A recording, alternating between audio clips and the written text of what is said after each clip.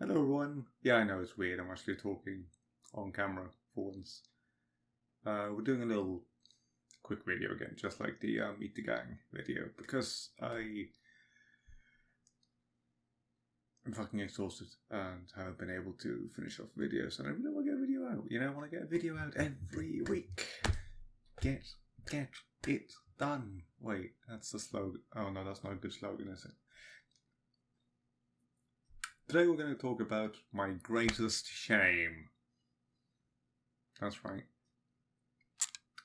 And it's not my incredible love of sugary sweets. No. I shouldn't do this. It's going to make it really hard to narrate. I'm going to jump cut a bunch in this one. Alright. What am I doing? So. I mean, you can see what the weather's like. It's a flood of biblical proportions. Weather's great. My primal parts of my brain is telling me to just not do anything, just hide until the rain is gone. No foraging during rain time, all that. So, for some reason, I've barely been able to work, I've barely been able to paint anything. Not low on energy, technically, just unmotivated. So, as usual, I was saying so a lot because I'm going off script completely. You know what? Screw the script. What we're going to talk about, like I said, it's my great shame. Why do I call it my great shame? Because it's my big hobby, well, letdown for myself or by myself. So, it's the one project I started where everything just clicked. Everything went, yes, this is what I want to do. This is perfect. This is fantastic. Just put this together. This is a project that stretches so far back and that I've made so little progress on comparatively that it's just not okay. But here's the deal. So I bought this army pack.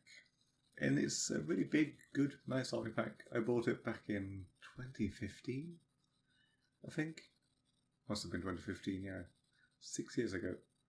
Which to some people isn't that long, but the problem is that in the first 2 or 3 years of having this army kit, I only put 10 models together and one vehicle. And I painted them up in the most basic, boring colour scheme. And I lost interest. No, I didn't lose interest. I burnt out.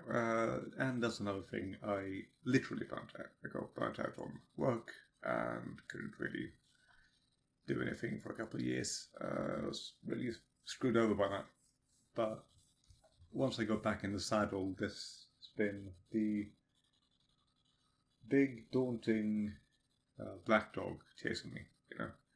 I had to get back to it eventually, but whenever I try to get into it, I feel like I do something wrong, something small, just doesn't look right, and I can't quite make the thing I envisioned from the start. And partially I think it has to do with cognitive dissonance. It has to do with me trying to do the things I'm used to doing in a project, on a project where the things I used to do aren't right.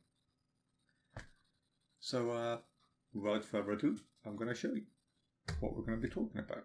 I'm gonna bring you down here under my bed.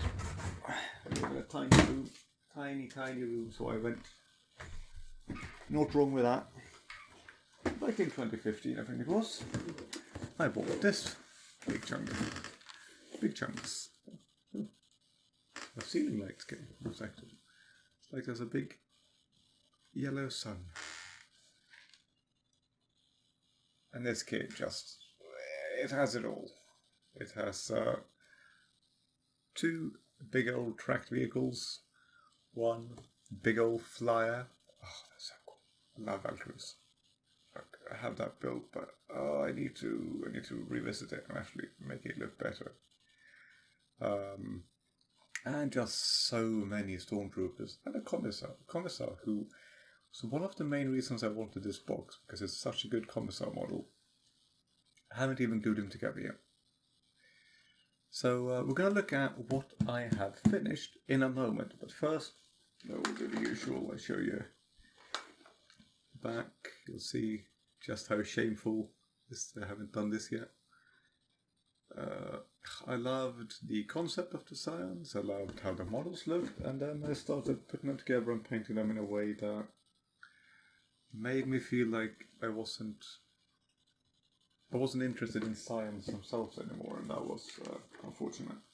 We're not going to open this. You can see the sprues online if you want to see them. There's plenty of nice stuff in them. I figure it's better to show you what I have done. What do you look? Nondescript drop pods. Yes, these are painted, not just primed. Don't know why I'm struggling so much with this. I know where the camera is. So yeah, also missing some details, but yeah, this was back when I still played in tournaments. I just had to get them done, and I wanted them to be usable for any army that had drop pods, you know. I hate that now. If I made drop pods nowadays, I'd definitely customize them to specifically fit the army they were in or for. But it makes sense, and they're still very useful for terrain, these guys. My black nondescript drop pods. Okay, somewhere on the battlefield, like at a wonk with one or two of the doors lying open against the ground, like so. Alright, so back to me. One big problem with this project is they got out of hand. I have mentioned this project before. It's the Vhun project. Vhun is the name of the world it takes place on. I've switched accent twice in this video already, as bodes well. Let's have some tea, see if we can restore the old voice box. Yeah, that's it. That's it. Right. You won't hear me very well right now. Where did I put the fucker? See here. Well, a few of them are in here, but not the guy I'm looking for. Alright. It's not. I wouldn't put him down here. No. One moment.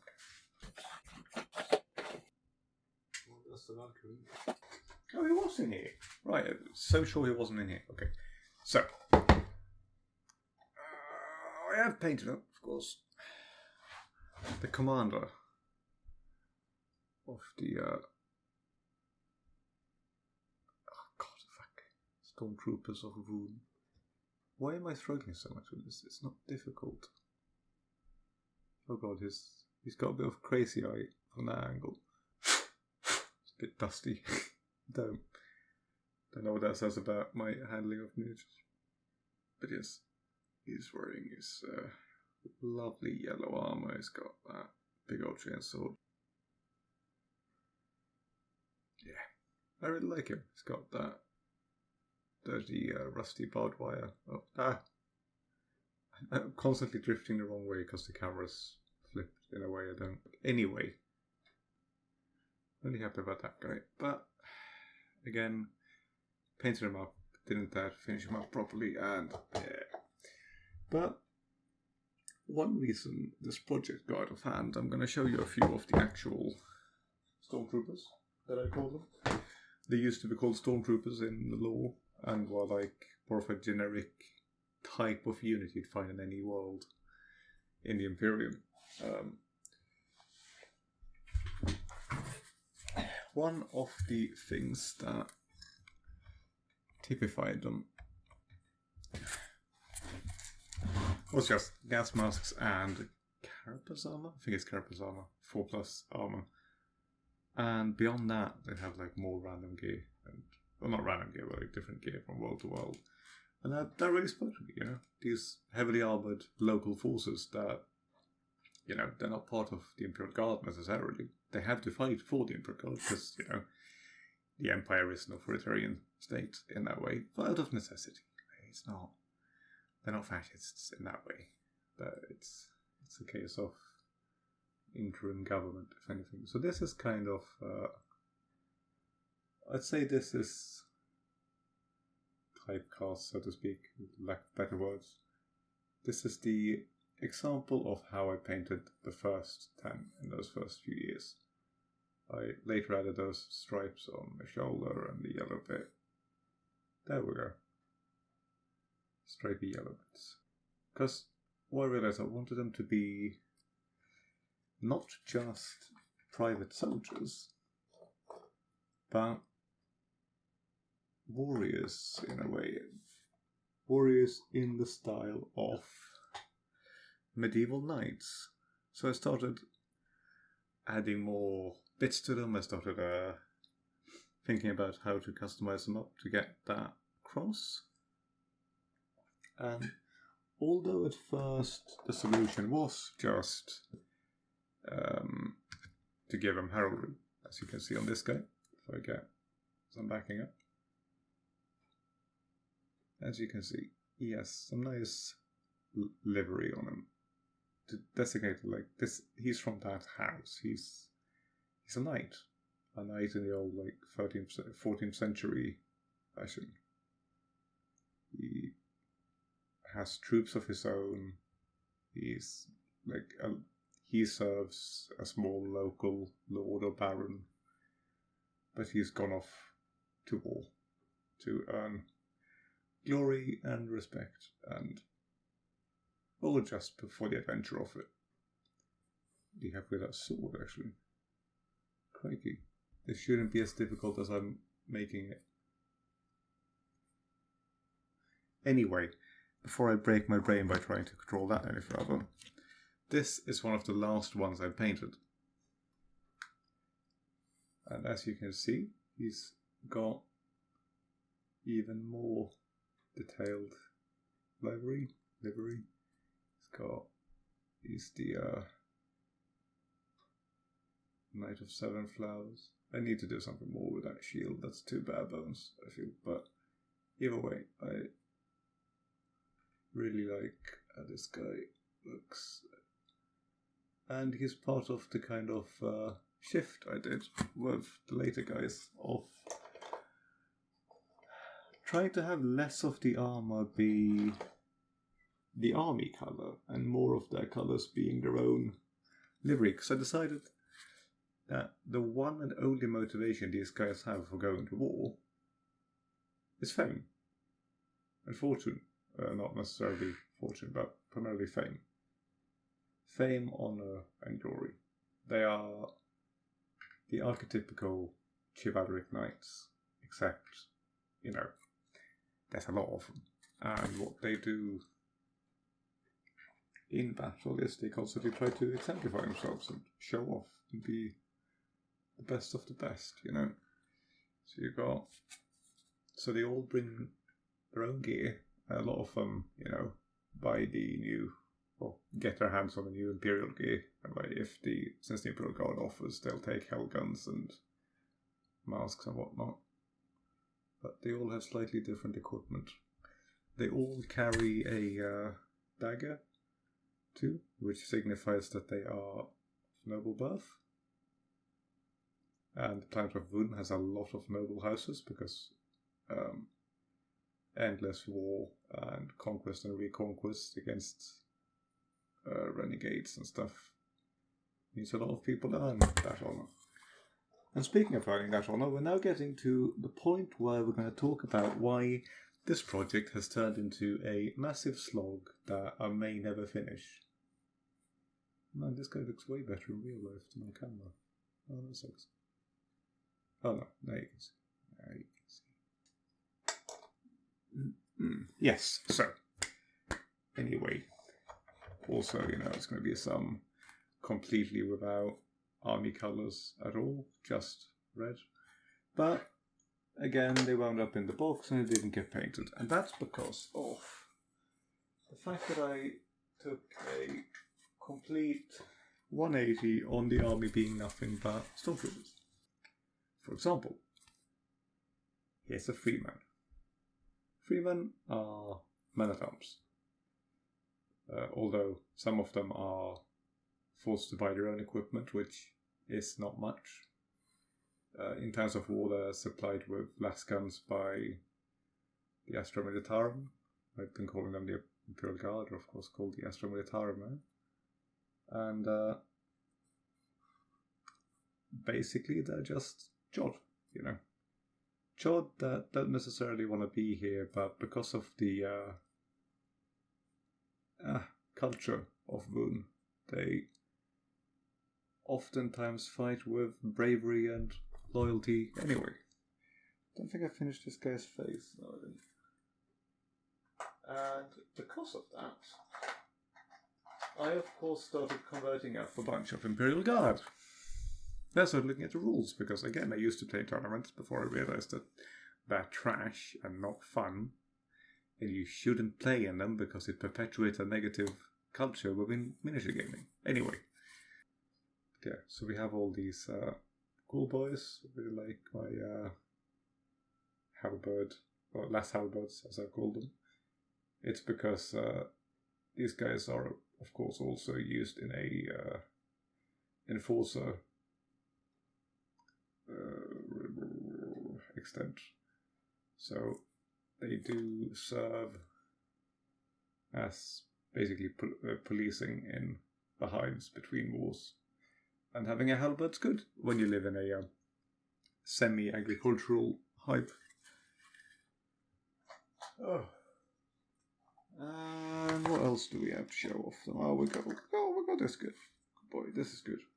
But yeah, so eventually the project became bloated. I started adding Skitari to it too, because I decided there was a derelict at MacLeod on the planet that rose up against the inhabitants. So I had an excuse to add weird robots and cyborgs to my cultists, because they are also supposed to be fighting on Vhun against these guys. And then I decided to add that there will be knights' houses with Imperial Knight. I'll never afford a knight at the current rate, but, you know, they're there in the lore. And a lot of these guys, the stormtroopers, actually aspire to become that sort of knight. What are they called? Questor Imperialis, you know, knight pilot, is what most of them aspire to. Not most of them. Some of them aspire to. Others aspire to, you know, officers in government, or to become nobility or royalty even, which is very rare, of course. I say battle honor. It's not a battle honor at all, but, you know, it's a way to meet nobility and potentially become nobility, doing well in combat on Vhun. Because in the end, honor and glory in combat is what people value the most on this world. This is one of the best painted models I've ever done, I think. This guy, he's wearing black and yellow, as you see. In the lore I've written, that means he is a mercenary.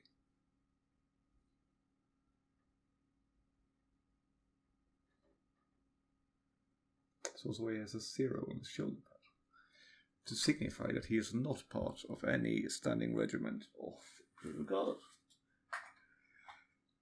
on Vhun. And in the lore, the way I've done it is, instead of the Astra Militarum asking Vhun to supply a standing army, they asked him to supply a standing army, and Vhun responds with, "Here's our standing army, take it or leave it." It's very loyal and very strong, but it's also not fully armed with ranged weapons, and some of them are just pack mules and carriage drivers and chefs and cooks.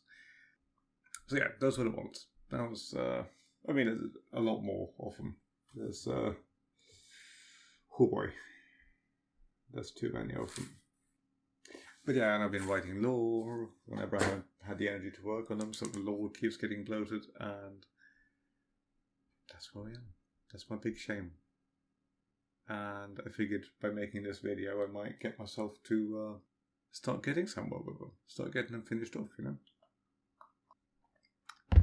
So, on the subject of fun bits of lore about Vhun, we do of course also have,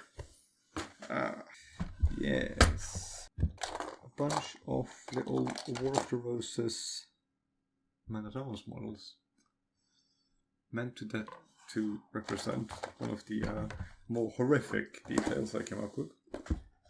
Based on the fact that the world is supposed to be racked in a war that's been going on for like 700 years. Pretty standard for 40k. They do, of course, have youth brigades. But the youth of Vhun aren't like youth in other worlds. They're not afraid of combat. They don't, and also they're not, working class youths that join the army for a penny. They're youths who can't wait to join for their chance to become knights. Who wants to live any amount of years without a chance for honour and glory, eh? It's fine. As long as I didn't drop the horse, which is still the conversions on it. So that's a squad I started building on. I couldn't decide how to paint them. I couldn't find all the parts I wanted to finish it. And I was still kind of burnt out, so that went the way of dodos for now. It's all glued together though. All the horses are done.